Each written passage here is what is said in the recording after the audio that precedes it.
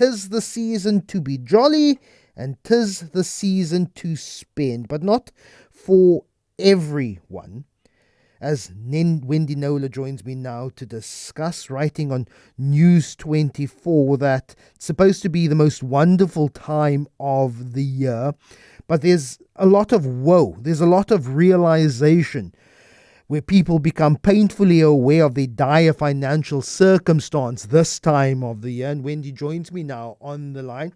For those of us, who are in spaces where this time of the year is about spend, it's about keeping up with Joneses, it's about impressing family, it's about keeping kids busy. That all gets stacked up already by how much debt I have collected. Also, how much credit I'm going to use by swiping a credit card. It's supposed to be a time of family and compassion and gathering, but for many, many people, it's actually a time of woe, a glaring realization how deeply in financial trouble they are. And that's what you write about in News 24. Wendy, good morning. Hi, Lester. Yes, indeed. I had another column planned, but I was just noticing that my inbox was home to quite a few emails where people were asking me, begging me to help them with, claim a prize that they hadn't got, they won in November last year. Just people looking around, how can I possibly get money? Who owes me what? How can I, and it usually happens in that week just before the country starts shutting down and going to do December things, right? And so I had a rash of them, and I thought, oh, well, I'll highlight them. It underlines the desperation you've just been speaking about, and happily in those few cases, I was able to get some results. Especially the woman who really touched me. She fell victim to banking fraud. They phone you and pretend that they're from the bank's fraud department. One of those. It was 4,000 rand. Most of the cases I get are a lot more than that. But she said Christmas is coming, and that was all my money until the end of February. Yeah. And so I went to the bank and I said, I know you're not liable, but could you?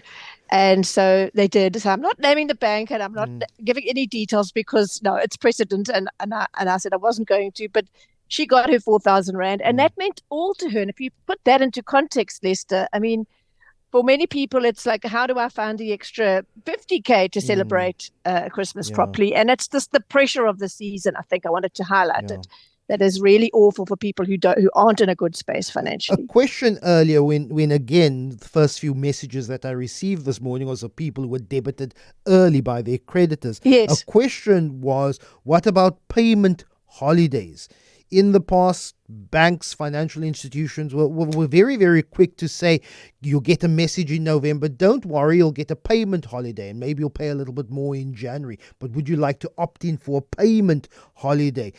Someone on the WhatsApp line saying that there have been very, very few of those offers this year for people.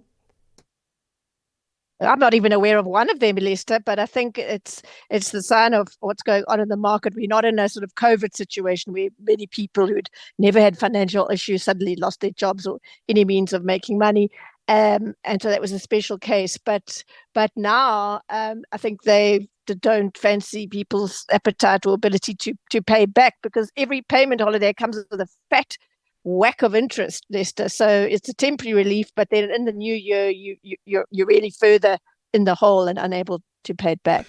You're a consumer journalist, not a personal financial expert, but I'd like your thoughts. And some people say, I've already received the invoices for the new school year, haven't even seen my December salary yet. I would say, in order to relieve yourself and preemptively strike when it comes to January, get all those bills paid now already. If the school has started invoicing you for the 2025 academic year, rather have a leaner Christmas and pay those bills now.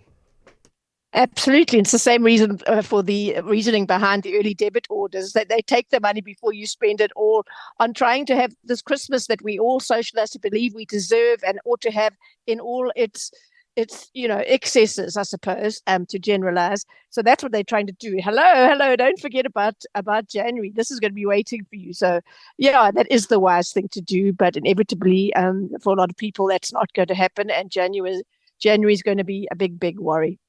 It is a worry. Wendy Knowler, consumer journalist, really appreciate your time.